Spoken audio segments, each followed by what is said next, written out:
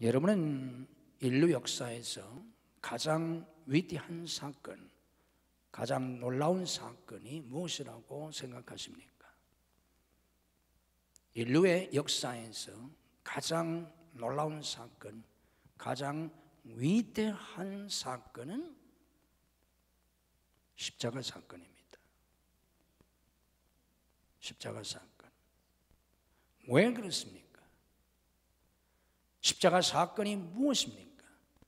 하나님의 아들이 십자가에서 죽임을 당하신 겁니다. 하나님의 아들이. 우리가 좀 더 본질적으로 말한다면 하나님이 인간의 몸을 입고 이 세상에 오셔서 십자가에서 죽으셨습니다. 우리가 단순히만 생각을 한다고 할지라도 어떻게 하나님의 아들이 죽습니까? 그것도 십자가라고 하는 아주 참혹한, 그때 당시 비유대인이나 로마의 시민권이 없는 사람들에게 행했던 가장 극악한 처형법이었던 십자가에서 죽임을 당할 수 있습니까? 우리가 좀 더 생각한다면 예수님의 이 십자가 사건은 하나님의 아들이신 예수님이 이 땅에 오신 것입니다.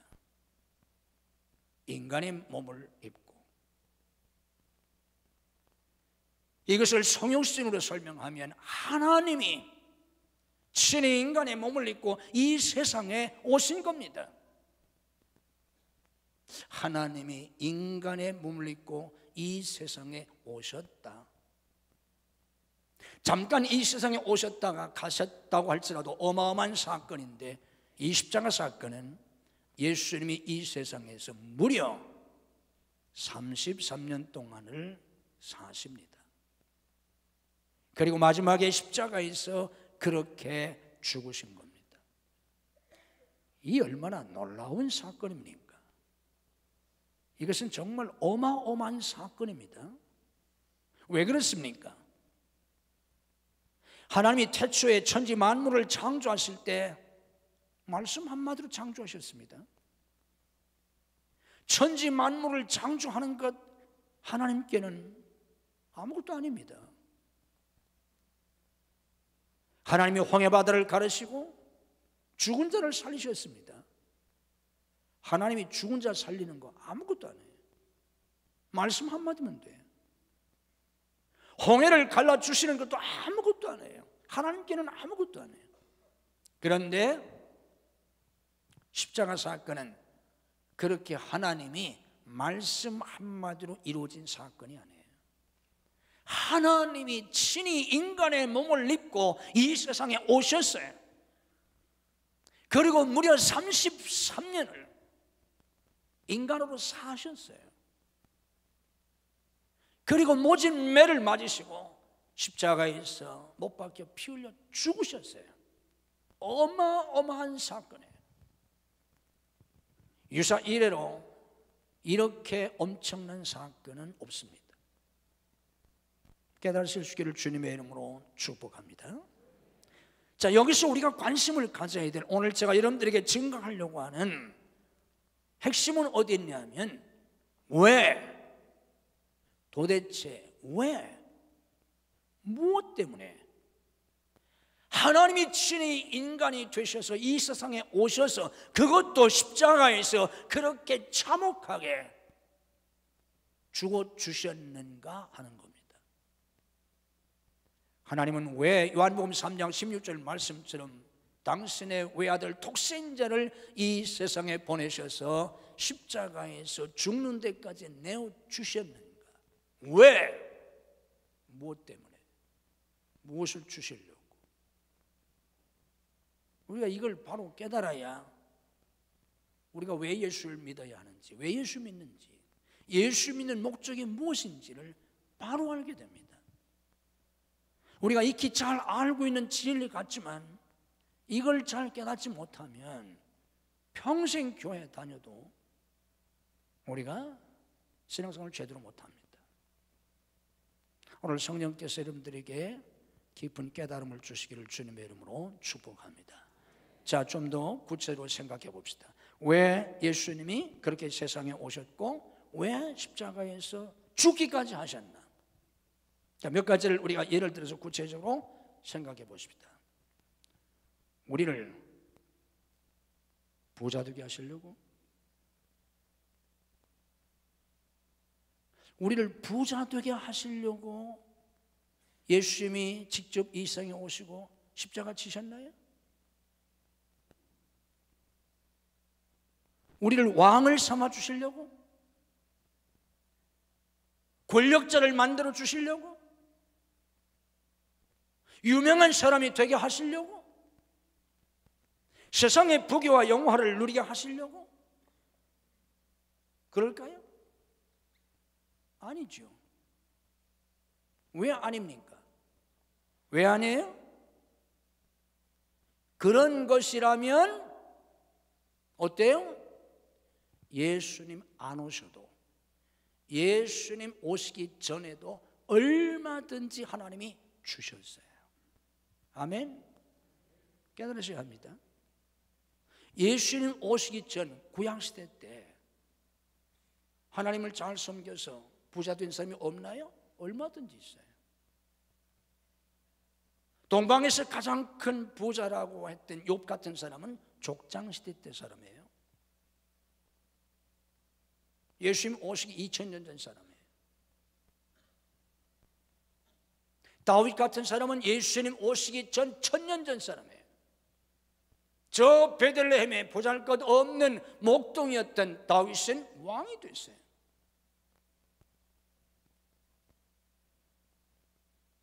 요셉 같은 사람은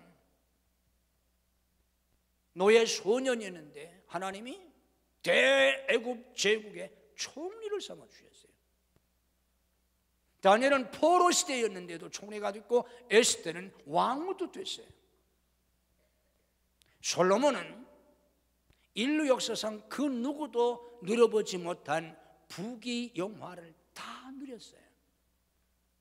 이 모든 사람들은 다 예수님 오시기 이전 사람들이에요. 예수님 오시지 않았어도 얼마든지 이런 복을 누렸어요. 하나님은 주실 수 있었어요. 그런데 왜 예수님이 굳이 오셨나? 그것도 예수님이 이 세상에서 왜 십자가에서 죽으셨나? 더 부자 되게 하시려고요?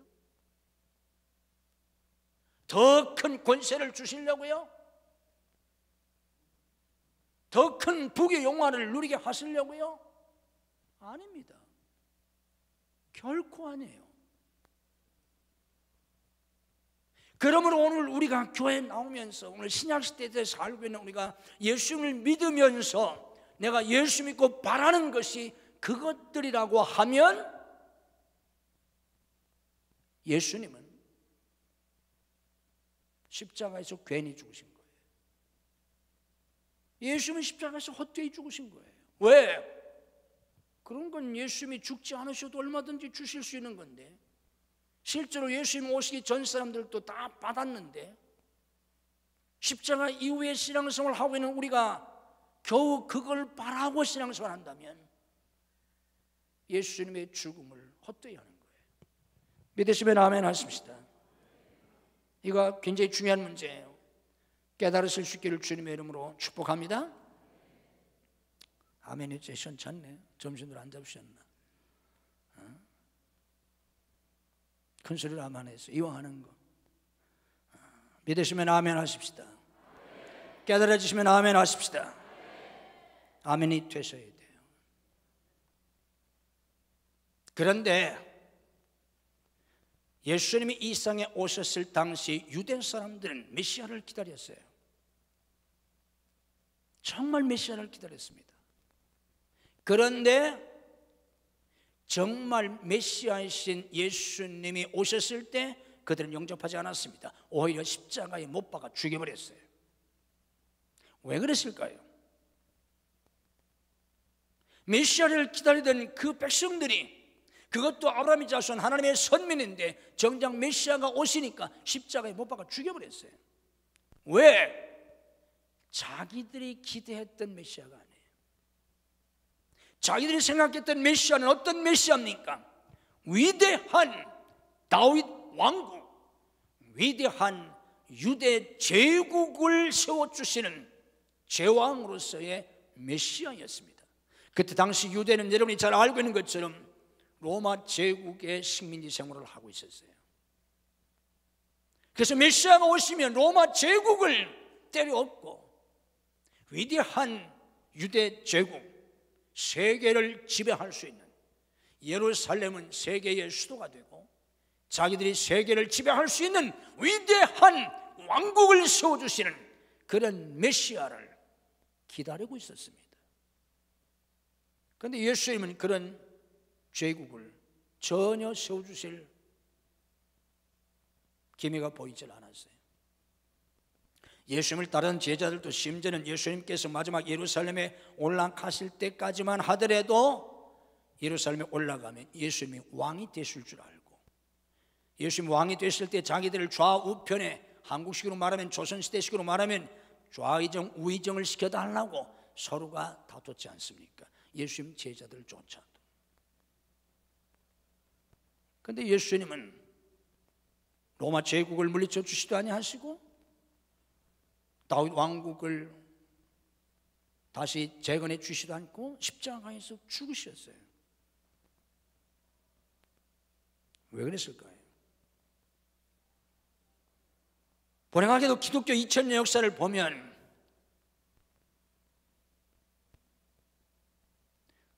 주 5세기에서부터 1000년 동안이나 로마 가톨릭 교회가 세상에서 제국을 이루었습니다.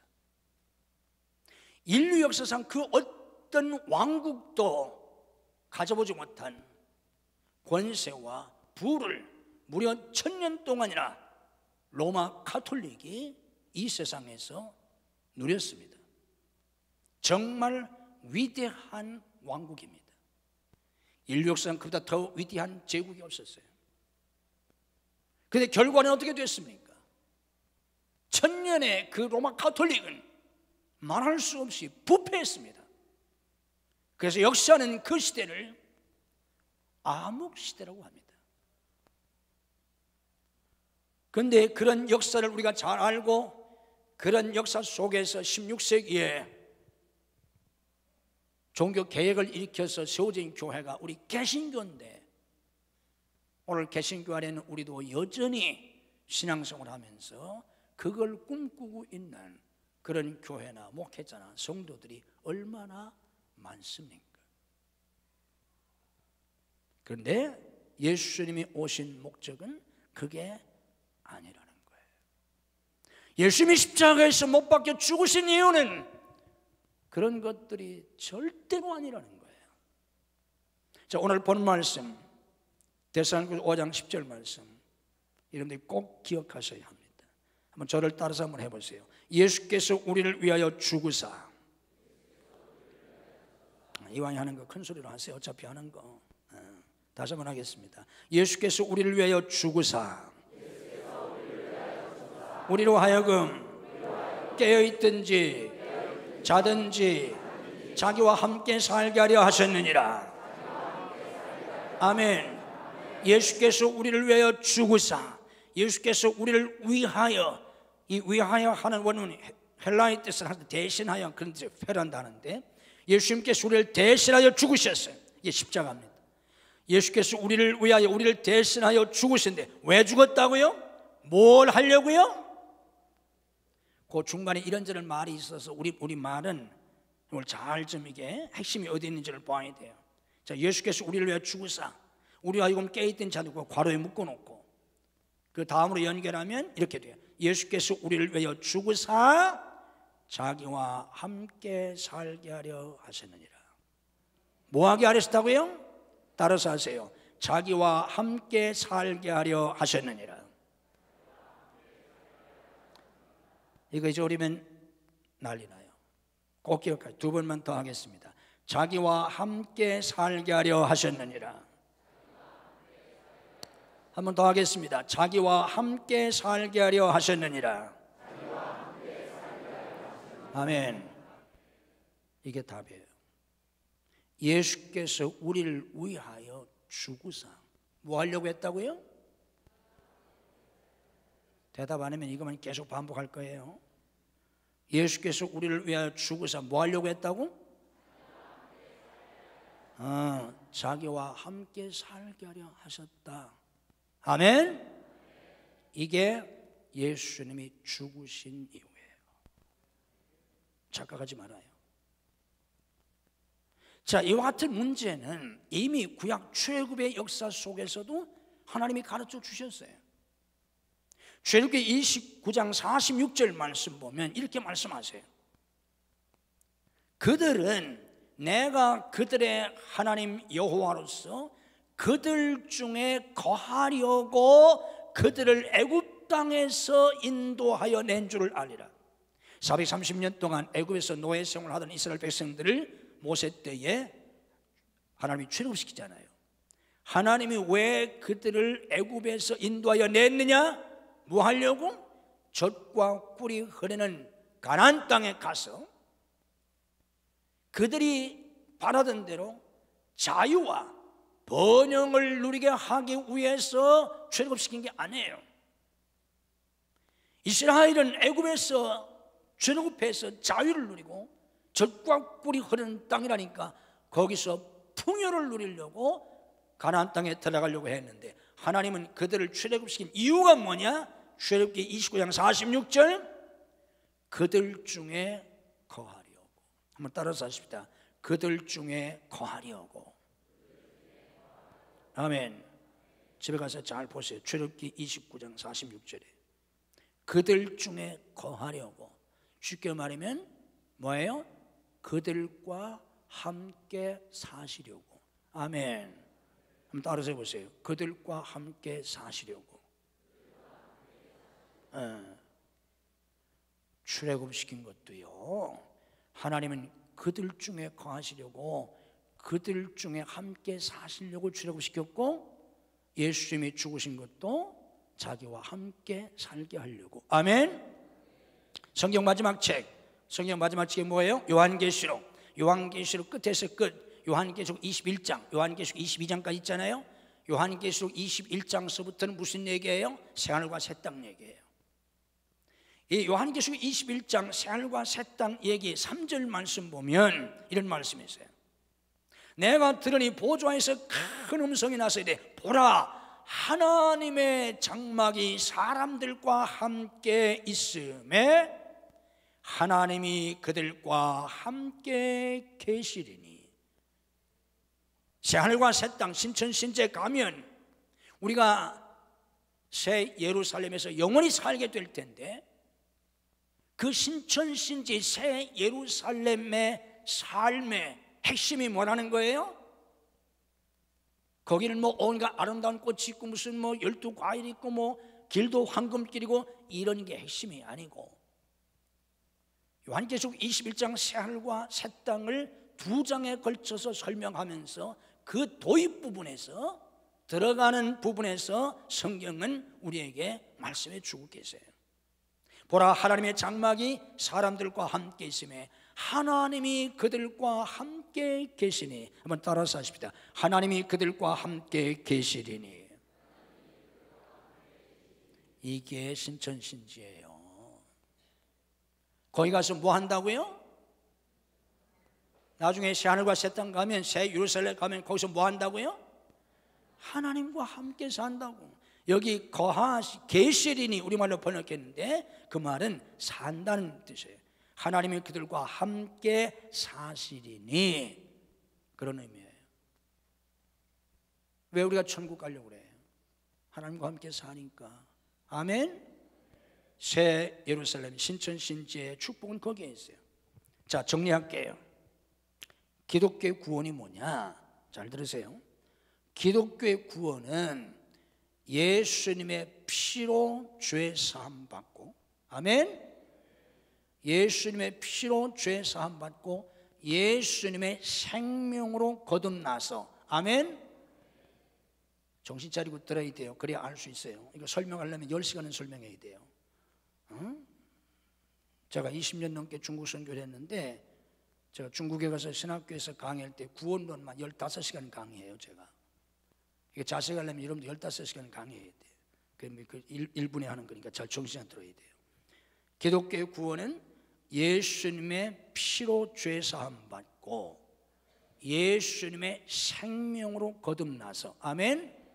그러면 뭐가 돼요? 잘 들어, 정신 차리고. 예수님의 피로 죄사함 받고 예수님의 생명으로 거듭나면 이게 기독교의 구원이에요. 뭐가 돼요? 부자가 된다고요? 왕이 된다고요? 유명한 사람이 된다고요? 뭐가 돼요? 뭐가 됩니까? 아무것도 안 돼? 뭐가 돼요? 요한복음 1장 12절에 말씀하셨잖아요. 영접하는 자 곧 그 이름을 믿는 자들에게는 뭐가 되는 권세를 주신다고? 하나님의 자녀. 아멘. 그래서 하나님을 아버지라고 부르지 않습니까? 잘 들어요. 기독교의 구원은 예수님의 피로 죄 사함 받고 예수님의 생명으로 거듭나서, 그러면 뭐가 된다고요? 부자 되는 게 아니고 대통령 되는 게 아니에요. 그렇게 되면 하나님의 자녀가 돼요. 하나님의 자녀가 되면 어떻게 된다고요? 하나님하고 같이 사는 거예요. 아멘. 이게 기독교예요. 그래서 오늘 보는 말씀인 데살로니가서 5장 10절에 예수께서 우리를 위하여 죽으사, 왜 죽으셨다고요? 뭐 하려고? 이거 잊어버리면 안 된다. 아까 2번 했는데 3번 다시 하세요. 이거 잊어버리면 교회 100년 다해도 아무 의미가 없어요. 다시, 예수께서 우리를 위하여 죽으사, 따라하세요. 자기와 함께 살게 하시려고. 그 부분만 따라서 하세요. 자기와 함께 살게 하시려고. 2번 또 하세요. 자기와 함께 살게 하시려고. 마지막 한 번. 자기와 함께 살게 하시려고. 아멘. 우리를 하나님의 자녀를 만드셔서 함께 살게 하시려고. 이걸 거슬러 올라가면 처음에 하나님이 에덴 동산에서 인간을 만드실 때 하나님의 형상대로 만드셨어요. 그래서 어떻게 했어요? 함께 사셨어요.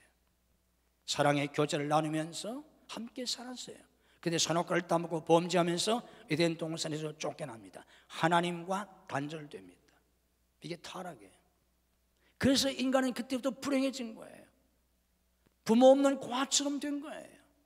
생명의 근원이요 복의 근원이신 하나님에게서 떨어져 나갔으니까 생명 대신 사망을 당하게 됐고 복 대신 저주를 받는 거예요. 이게 인간의 불행이에요.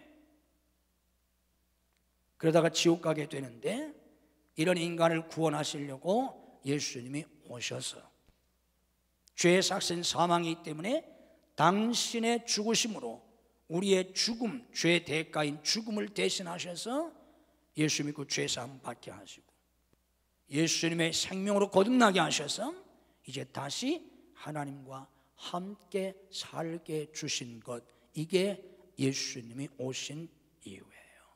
십자가에서 죽으신 이유예요. 아멘. 이게 예수 믿는 축복이에요.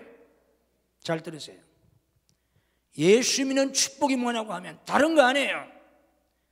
예수 믿는 삶의 축복은 뭐라고요? 하나님하고 뭐예요? 함께 사는 거예요. 이거를 놓치면 평생 여러분 신앙생활 잘못하게 돼요. 우리 신앙생활의 가장 큰 축복, 가장 큰 영광, 가장 큰 행복, 기쁨 다 어디에 있는가? 하나님하고 함께 사는 거예요. 예수님과 같이 사는 것. 아멘. 하나님과 함께 살면 어떻게 되나? 짧은 시간에 다 설명할 수 없지만 하나님과 함께 살면 내 삶이 달라져요. 어떻게 달라지는가? 그 전에는 내 힘으로 살아가려고 발버둥 치는 삶이에요. 내 수단과 방법, 지식과 기술, 경험, 내 것을 가지고 내 꿈을 이루고 내 목표를 이루고 행복을 이루고 영광을 이루려고 발버둥 치는 삶인데 우리가 신앙생활을 해보면 그 어느 것 하나도 되지 않아요. 행복, 어림도 없어요. 진정한 의미에서 성공 어림도 없어요. 목회, 제가 내일서부터 낮 시간에는 이게 목회자들 세미나를 좀 제가 경험을 나누려고 하는데 해보세요. 되나? 어림도 없어요. 그래서 인생이 힘들어요. 아무리 애를 써도 안 돼요. 정말 열심히 해도 안 돼요. 죽으라고 해도 죽기밖에 안 돼요. 그런데 하나님과 함께 사는 삶의 축복이 뭐냐? 하나님과 함께 살면, 잘 들으세요, 그때부터는 하나님이 하세요. 여러분의 지금까지의 신앙생활을 잠깐 점검해 보세요. 지금까지 내가 살아온 신앙의 여정이 하나님을 믿고 그때그때 하나님의 도우심을 받아서 내가 산 삶인가? 아니면 하나님이 하신 삶인가? 자, 이걸 좀 이해하기 위해서 역사적으로 좀 설명해 드릴게요. 호렙산에서 모세가 하나님을 만납니다. 들기나무 가운데서, 잘 알죠? 그래서 내 백성을 애굽에서 구출하라고 하세요. 그때 모세 나이가 몇 살? 80세. 가진 것 아무것도 없어요. 군대 조직 없어요. 돈 없어요. 아무것도 없어요. 무슨 죄죠? 그때 애굽의 왕이었던 파라오는 막강한 힘을 가졌던 파라오예요. 무슨 죄로 파라오의 손에서 이스라엘을 출애굽시킵니까? 그때 하나님이 뭐라고 말씀하셨어요? 그때 뭐라고 하셨어요? 이게 중요한 부분이에요. 아주 중요한 부분이에요. 그때 하나님이 이걸 주시면서 내가 너한테 이걸 줄 테니까 이것 가지고서 내 백성을 구원해. 그러셨나요? 아니에요. 하나님이 뭐라고 하셨어요? 내가 너와 함께하리라. 내가 정녕 너와 함께하리라.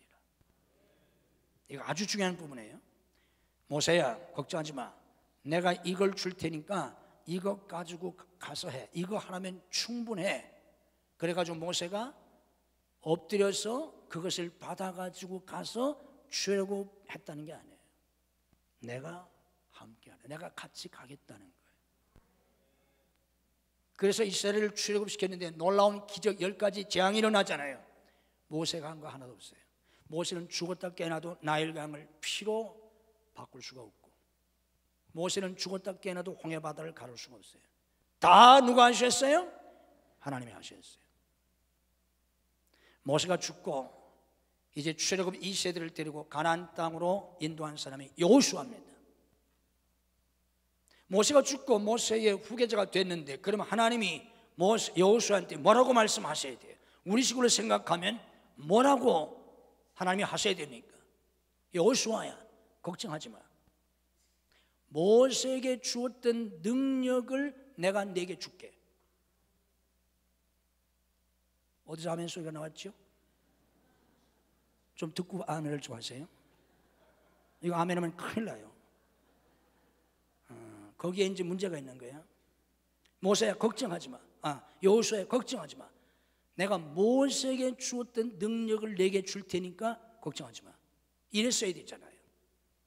그래서 그걸 의식화시킨 게 마지막 여호수아가, 이제 우리 식으로 말하면 이 취임할 때 여호수아가 이스라엘의 최고 지도자로 세움받을 때 무엇을 받았어야 돼요? 모세가 한평생 사역했던 그 모세의 지팡이를 인계해 줘야 되잖아. 여호수아가 그걸 받았어야 되잖아요. 집에 돌아가서 그 장면을 자세히 읽어보세요. 그런 내용이 털끝만큼이라도 성경에 있나? 없어요. 착각하지 말아요. 이게 우리식으로 생각하는 거예요. 하나님은 여호수아에게 뭐라고 말씀하셨어요? 이 부분이 핵심이에요. 내가 모세에게 주었던 능력을 내게 줄 테니까, 혹은 은사를 줄 테니까 걱정하지 마. 아니에요. 뭐라고 말씀하셨어요? 내가 모세에게 주었던 능력을 내게 준다고 하시지 않냐고 뭐라고 하셨어요? 내가 모세에게 함께 했던 것처럼 너와 함께 하리라. 아멘. 이건 비슷한 것 같지만 전혀 비슷한 게 아니에요. 천지차예요.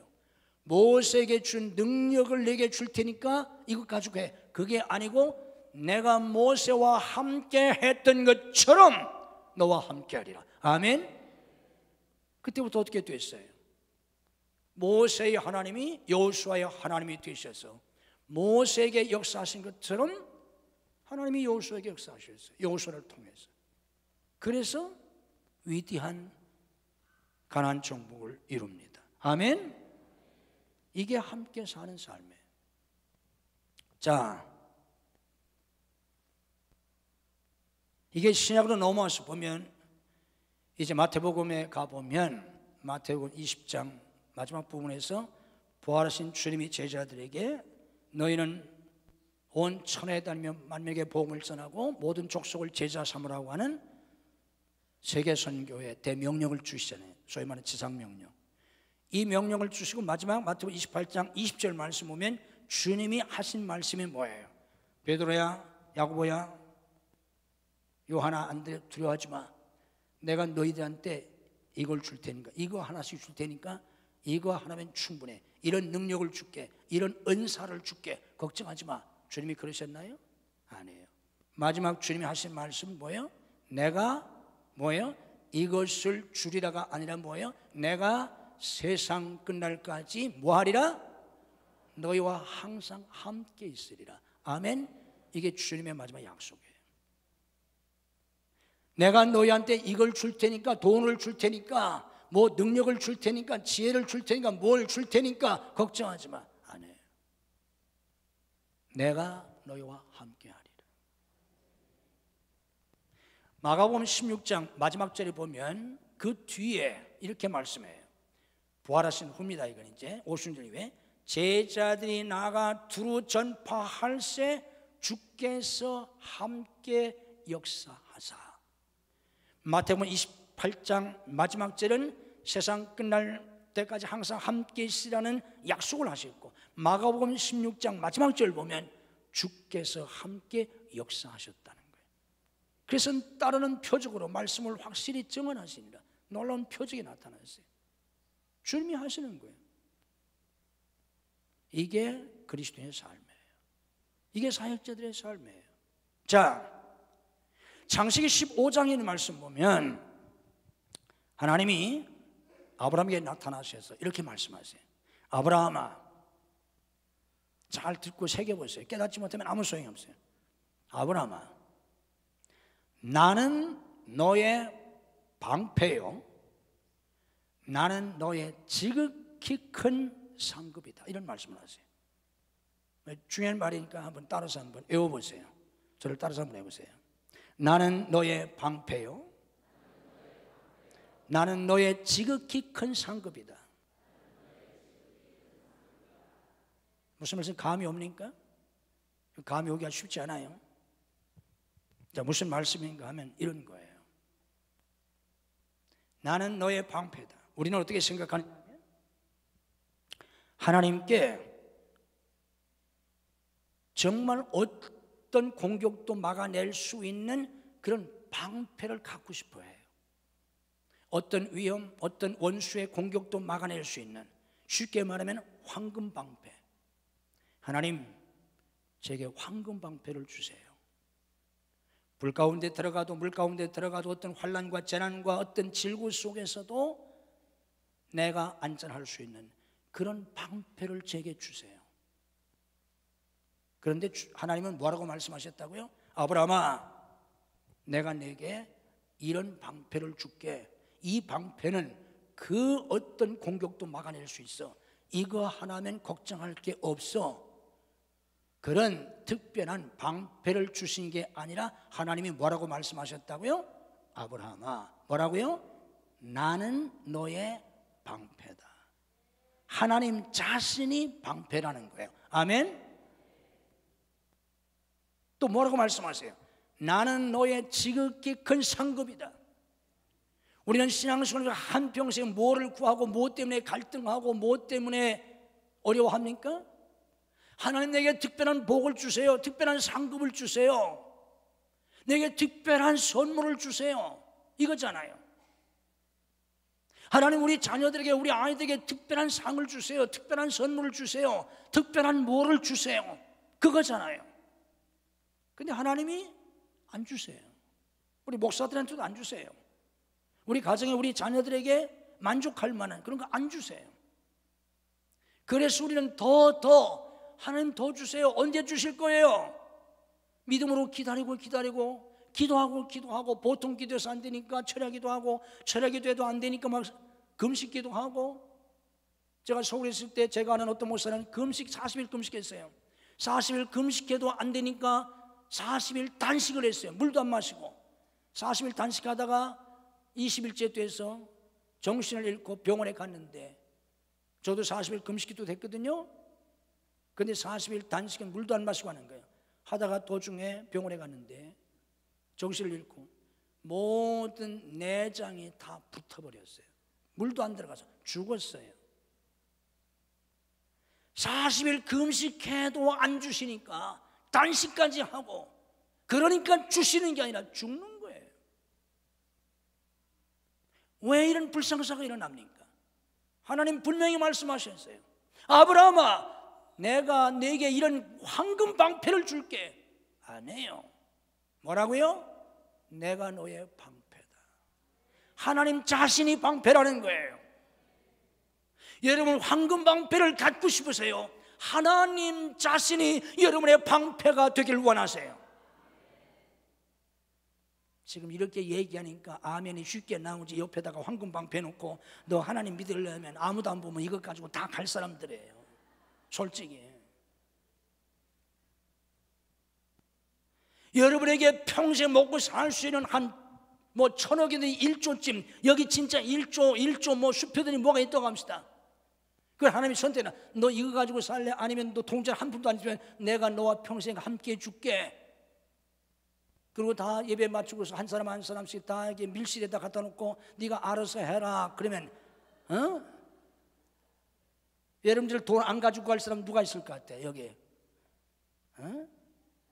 그게 뭐 보따리라면 뭐 창피해서 못 가지고겠지만 수표 한 장이라면 다 가지고 갈 거예요. 갈 때 목사도 다 가지고 갈 거예요. 지금 개척교 하느라고 지금 뭐. 근데 성경은 그게 아니라는 거예요. 하나님 자신이 우리의 방패고 상급이라는 겁니다. 아멘. 이게 예수님이 오셔서 함께 사시려고 죽어주신 이유예요. 이게 무슨 말인지 이해가 안 되면 쉽게 설명해 드릴게요. 어떤 젊은이가 어떤 부잣집에 가서 일을 하는데, 열심히 일하면서 제가 열심히 일할 테니까 주인님 제게 합당한 품삯을 주세요. 그래 열심히 일해, 내가 후하게 줄게. 열심히 몇 년 동안 일했어요. 정말 열심히 일했어요. 그래서 이제 품삯을 계산해야 될 시점이 왔는데 주인이 불렀어요. 그래서 이 사람이 주인 앞에 가가지고 뭐 엄청난 품삯을 주리라고 기대를 했는데 보니까 불렀는데 테이블에 아무것도 없어요. 뭐 돈보따리도 없고 무슨 뭐 서류도 없고 아무것도 없는 거예요. 아니 나한테 품삯을 줘야 되는데 저 주인님이 왜 저러시나? 의아해하지 않겠어요? 그 주인이 이러시는 거예요. 너 그동안 너무너무 수고했다. 너 정말 착하고 성실하고 정말 훌륭한 젊은이다. 내가 너같이 성실한 젊은이를 본 적이 없어. 그런데 네가 아는 것처럼 우리 집에는 나한테는 아들이 없어. 너 그동안 수고한 거 내가 후하게 품삯을 계산해 줄 테니까 이 품삯 가지고 갈래? 아니면 너 내 아들 될래? 뭐가 되는 게 좋아요?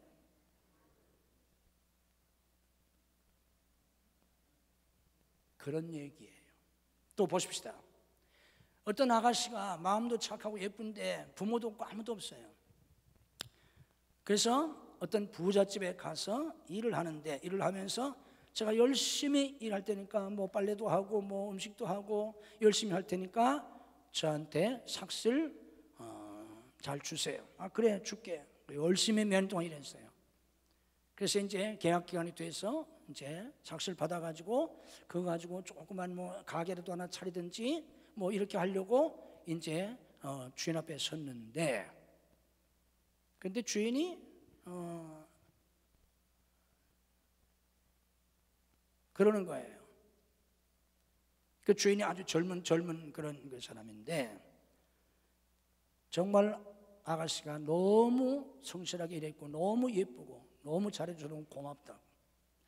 그래서 내가 당신한테 당신이 일한 것만큼 충분한 착수를 줄 수도 있고, 내가 집도 사줄 수 있다고, 내가 가게도 하나 차려줄 수 있다고. 그런데 그렇게 하기를 원하냐, 아니면 너 내 아내가 되기를 원하냐, 나는 너를 내 아내로 삼고 싶다. 만약에 젊은 그 주인이 그렇게 얘기한다면 뭐를 택하겠어요? 그런 의미다, 그 말이에요.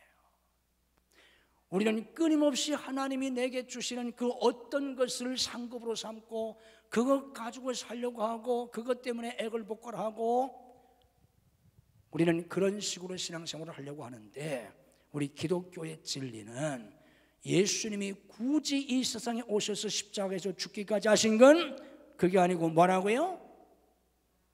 이거 잊어버리면 설교 안 끝낼 거예요. 왜 죽으셨다고요? 함께 사시려고. 다시 한번 따라서 하세요. 함께 사시려고. 아멘. 이게 기독교예요. 그분이 내 모든 거예요. 그분이 주신 게 아니에요. 그분이 주신 것 가지고 살려면 한이 없어요. 그 어떤 것을 주셔도 충분하지 않아요. 그분 자신이 우리와 함께 사실 때 그분 안에 모든 게 있어요. 아멘. 그래서 그분 안에서 평안을 누리는 거예요. 그분이 계신데, 그분의 사랑 안에 있기 때문에 행복한 것이고, 우리가 무엇 때문에 행복해요? 뭘 받았기 때문에, 뭘 이루었기 때문에 아니에요. 그건 작은 기쁨, 작은 행복이에요. 그분 때문에 행복한 거예요. 아멘. 나는 하나님 때문에 평안하다. 나는 하나님 때문에 소망이 있다. 나는 하나님 때문에 행복하다. 예수님 때문에.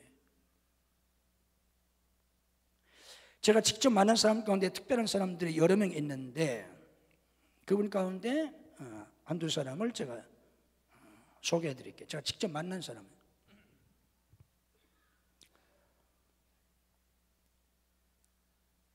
여러분도 TV에서 볼 수 있을 텐데, 제가 책에서 보고 너무 감동이 돼서 그분 우리 교회 와서 한번 간증을 해라. 그래서 실제 우리 교회 와서 간증했어요.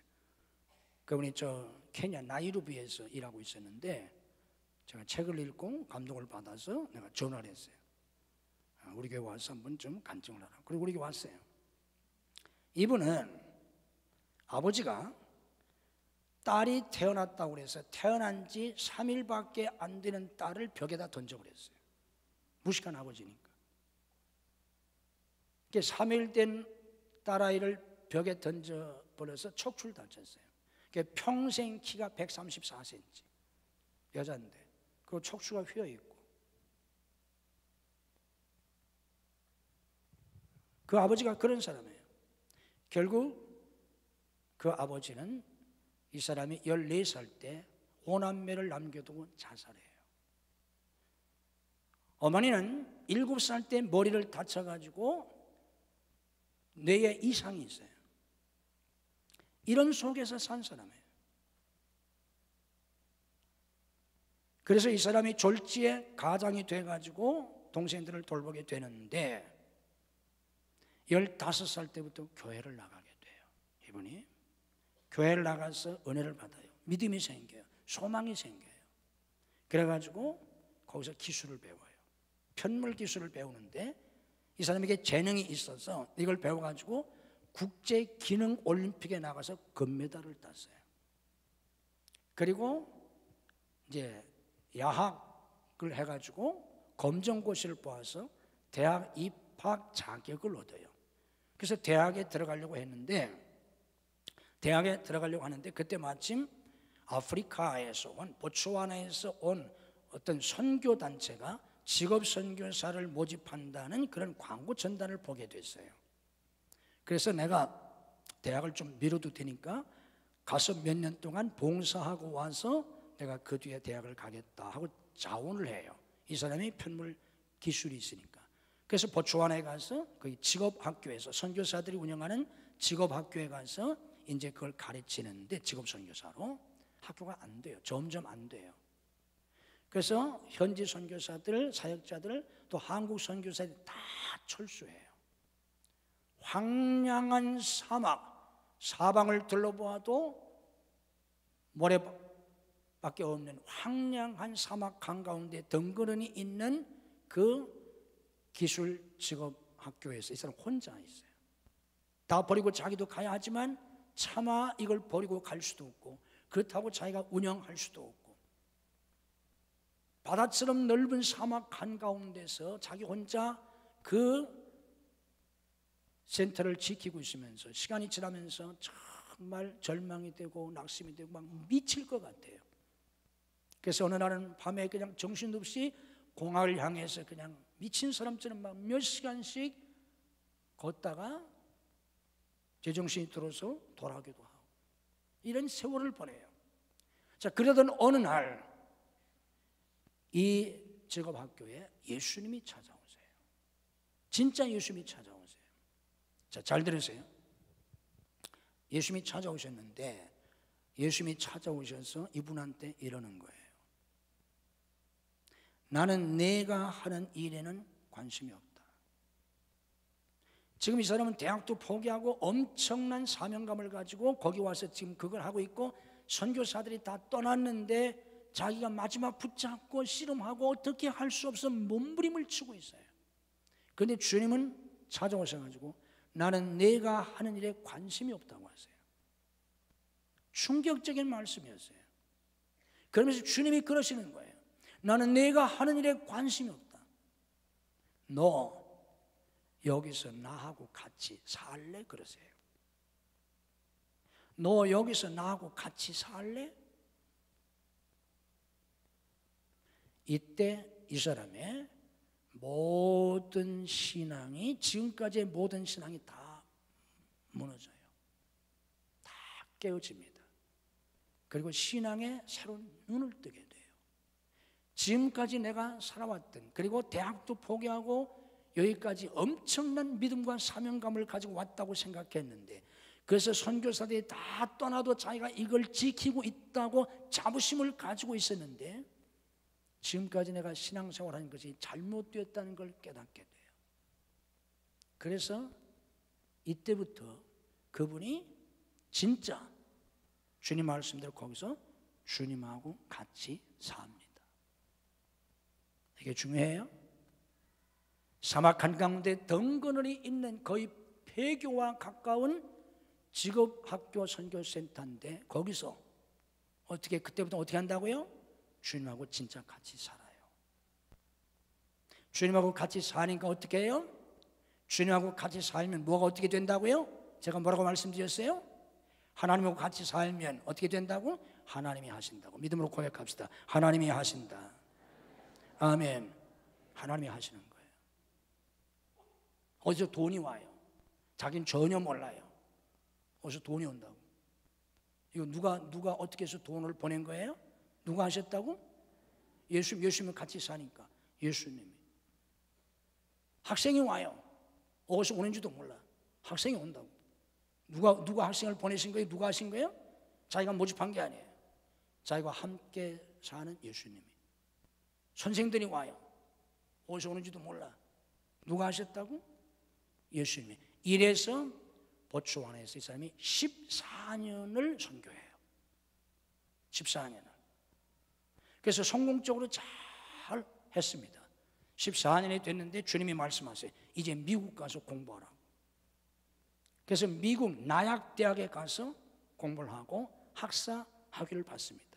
미국에 나약대 좋은 대학이에요. 그때 주님이 공부를 더 하라고 하세요. 그래가지고 미국의 명문 사회복지학과로서는 세계적인 명문인 콜롬비아 대학원에 가서 사회복지 석사를 해요. 그래가지고 이 사람이 국제적인 전문가가 돼요.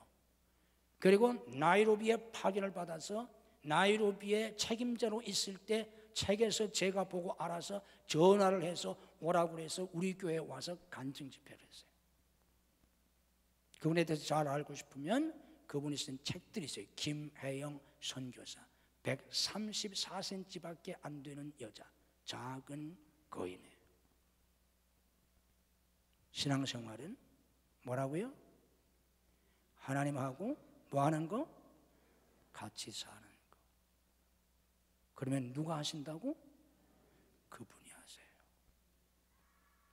4시가 돼서 설교 끝날 시간인데 끝날까요? 얘기 하나만 더 해드릴까요? 설교가 아니고 얘기니까 하나 더 해드릴게요. 나도 설교 4시에 끝날 생각이에요. 오늘 내가 3시 10분에 설교 시작했어요. 50분 됐어. 부흥회든 1시간 해도 괜찮아요. 옛날에 내가 3시간씩 했던 사람이에요. 요즘 내가 1시간 하지. 50분 됐으니까 얘기니까 하나 더 할게. 제가 만나고 몇 번 만난 사람이에요. 제가 어떤 CD를 봤는데 10의 구조를 한대. 제가 그래서 불렀어요. 그 사람을. 간증 좀 하라. 그래서 내가 만났어요. 이 사람은 어떤 사람인가 하면 불행한 부모 밑에서 태어났어. 아버지가 정신장애자예요. 아버지의 정신연령이 4살. 아버지가 4살이기 때문에 자기 아들이 아들인 줄을 몰라요. 얼마나 큰 비극입니까? 그래서 자기 아들을 한 번도 아들이라고 불러본 적이 없어. 왜? 아들인 줄 몰라. 4살밖에 지능이 안 되니까. 엄마는 다리를 다쳐서 신체 장애자예요. 이런 속에서 자랐으니 얘가 뭐 공부를 하겠어요? 고등학교 때 1000명 중에서 끝에서 3번째 했어요. 그래도 끝에 또 밑에 둘이 있어요. 아마 얘들은 학교를 잘 안 다녔을 것 같아. 얘가 꼴찌를 해야 되는데, 하여간 뭐 기가 막힌 애들도 많잖아요. 전 1000명 중에 끝에서 3번째 했대. 그렇게 하다가 군대를 갔어요. 자기의 운명을 보니까 너무 한심하잖아요. 자살을 하려고 그랬어요. 자살을 하려고 하다가 예수님을 만나요. 자살을 하려고 하다가. 이래서 예수 믿게 돼요. 그래서 이제 제대를 합니다. 제대를 했는데 막막하잖아요. 어떻게 해야 될지. 그래서 잘 데가 없어가지고, 돈이 없어가지고 어디서 자야 되나 하다 보니까 교회 십자가가 보이고 개척교회인데 가니까 문이 열려 있어. 그래서 개척교회에 가서 여기 의자 있잖아. 여기서 잠을 청합니다. 오갈 데가 없어가지고. 잠을 청하면서 잠자기 전에 기도를 해야 되잖아. 얘가 이제 군대에서 하나님을 만났으니까 기도를 하는데 하나님의 음성이 들리는 거예요. 분명한 하나님의 음성이. 뭐라고 음성이 들리면 내 입을 넓게 열라 그러세요. 여러분 같으면 이게 시편 어디 있다는 거 알잖아요. 시편 어디 있는 걸 몰라도 적어도 시편에 있다는 것 정도는 알잖아. 그것도 모르면 너무 무식한 사람이고. 시편 82편 10절 말씀이에요. 이때 얘는 몰랐어요. 그런 게 성경에 있다는 것도. 내 입을 넓게 열라. 입을 넓게 열리라는 순간 입을 그냥 하고 벌렸대요. 그때 하나님이 그게 아니고 큰 비전을 가지고 기도하라고 하는 거예요. 그래서 하나님, 나는 이런 사람입니다. 저게 무슨 꿈이 있습니까? 제가 내일이면 어디 가서 어디 공사판이라도 가서 일용직이라도 가서 일하고 어떻게 먹을 거리라도 이렇게 해결해야 될 그런 이제 그렇게 하려고 합니다. 그랬더니 하나님이 아니라는 거예요. 내가 너를 온 세상에 다니면서 내 복음을 증거할 자로 세운다는 거예요.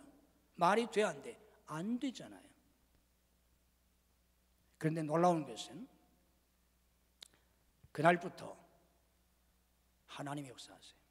믿음으로 고백합시다. 하나님이 역사하신다. 신앙인의 삶은 하나님의 역사 속에서 사는 거예요. 이 사람 우리 교회 몇 번 왔다니까요. 내가 몇 번 만났다니까. 마이클 조라는 사람이에요. 본명이 조세이에요. 하나님을 만나. 하나님의 역사 어떻게 역사하시냐? 꿈에 미국 사람이 나타나요. 미국 사람이 나타나서 영어로 하는데 얘가 영어를 못 하잖아요. 꼴찌한 놈이니까. 그게 무서워서 막 도망가요. 근데 미국 사람이 계속 막 헬로 하면서 따라와요. 따라와서 이거 거짓말 같지만 실화예요. 꿈속에서 미국 사람이 영어를 가르쳐줘요. 그날 저녁이 아니라 그 다음날 저녁에도 꿈속에서 똑같은 사람이 또 나타나. 영어를 가르쳐주는 거예요. 그 다음날도 나타나. 말이 돼 안 돼? 여러분들 꿈속에서 똑같은 사람 계속 저녁마다 나타나는 거 봤어? 그럼 그건 빨리 정신병원에 가보세요. 큰일 나. 이거 비정상이야 이거. 목사님에서 안수기도 받든지 그래야 돼. 보통 수준은. 근데 진짜 미국 사람이 나타나서 영어를 가르쳐 주는 거예요. 꿈속에서 매일 저녁 과외시켜 주는 거예요. 돈 한 푼도 안 들고 진짜로. 그래가지고 얘가 꿈속에서 미국 사람한테 영어를 배워요. 영어에 아주 깡통이 있던 애가. 그리고 영어를 꿈속에서 배우니까 이제 영어에 대해서 조금 이제 지식이 생겨가지고 낮에도 얘가 영어를 좀 공부를 하기 시작해요. 그래서 상당한 기간 저녁마다 말도 안 되게 진짜 꿈속에서 영어 과외를 받습니다. 그래서 이제 영어를 아주 잘하게 됐어요. 그랬더니 그 미국 사람이 꿈속에서 이제 빠이빠이 나 이제 그만 이제 온다는 거야. 꿈속에서 인사. 그 다음부터 이 사람이 안 나타나. 근데 그 다음날 다른 사람이 나타나는데 영국 사람이 나타나요. 영국 사람이 나타나서 영어를 가르쳐줘요. 이거 실제입니다 이게. 영어를 가르쳐. 무슨 영어? 영국식 영어를. 그래서 이 영국 사람한테 꿈에서 영국식 영어를 배워요. 그리고 났더니 이제 다 이제 영국식을 배우니까 또 빠이빠이 하고 나 이제 그만 온다고. 근데 그 다음 날부터는 또 외국 사람이 나타나는데 인도 사람이 나타나서 인도식 영어를 가르쳐줘요. 이래가지고 영어를 마스터합니다. 실제예요. 이래가지고 이 사람이 토플을 받는데 만점 맞습니다. 실제예요. 이 소식을 듣고 시사영어사 있잖아요. 서울에 있는 시사영어사에서 이 사람을 발탁했어요. 소문을 듣고 발탁해서 학생 한 명 줬어요. 얘가 스펙이 없으니까 한 명 가지고 너무 가르쳐 줘보라고. 근데 얘가 한 명을 놓고 가르치잖아요. 나 너보다 공부 더 못했어. 나 1000명 중에 끝에서 세 번째였어. 나 빵점 맞았었어. 그런데 나 토플 몇 점 맞았어? 만점 맞았어. 내가 하란 대로 너 만점 맞을 수 있어. 그 애가 희망이 생기잖아요. 이렇게 해서 가르치는데 한 명 놓고 시사영어사에서 시작해서 9개월 만에 시사영어사 최고 강사가 돼요. 이거 벌써 오래전 얘기인데 연봉 5억을 줬어요. 연봉 5억. 아니 연봉 5억인데 여러분들은 뭐 감탄도 안 나와요? 연봉 5억 받아?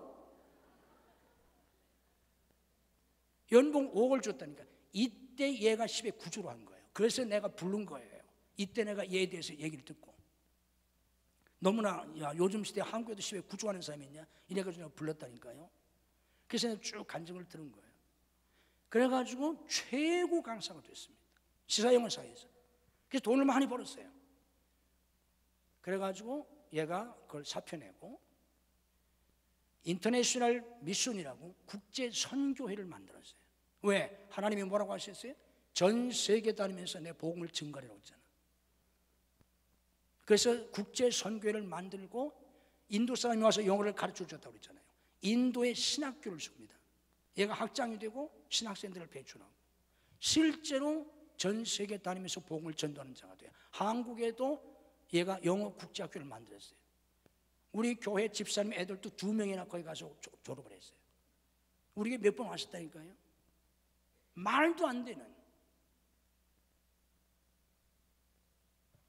오늘 제가 여러분들에게 말씀드리는 요지는 뭐예요? 예수님이 왜 죽으셨다고? 부자 되게 하려고? 왕 되게 하려고? 유명한 사람 되게 하려고? 착각하지 말아요. 그런 거는 예수님 안 오셔도 얼마든지 주실 수 있고 더더욱 십자가에서 죽으실 이유가 하나도 없어요. 하나님의 아들이신 예수님이 친히 인간의 몸을 입고 오셔서 십자가에서 죽기까지 하신 건 예수께서 우리를 위하여 죽으사 뭐하게 하시려고? 자기와 함께 살게 하시려고. 아멘. 예수님과 함께 살면 누가 하신다고요? 예수님이 하세요. 아멘. 다 예수님이 하세요. 하나님이 하세요. 그리고 그분 때문에 행복한 거예요. 그분 때문에 걱정이 없는 거예요. 그분이 우리 안에서 역사하시고 우리를 통해서 역사하실 때 상상할 수 없는 역사가 이루어져요. 저도 한평생 그렇게 목회해서 여기까지 왔어요. 시간 없어서 내 간증을 드릴 수 없는데 제가 며칠 동안 하니까 간증할 수 있는 시간이 있을지 모르겠는데 저도 그렇게 내가 인생을 살아서 여기까지 온 사람이에요. 내가 그래서 자신 있게 말하는 거예요. 제가 1시간 1분 됐어요. 제가 설교한 지. 마칠게요. 우리 하나님께서 여러분들에게 깨닫게 하시고 정말 날마다 주님과 함께 사는 그 신비하고 놀랍고 황홀하고 감격스러운, 그래서 그 하나님을 온 세상에 다니면서 증거할 수 있는 여러분과 여러분의 자녀들이 되실 수 있기를 주님의 이름으로 축복합니다.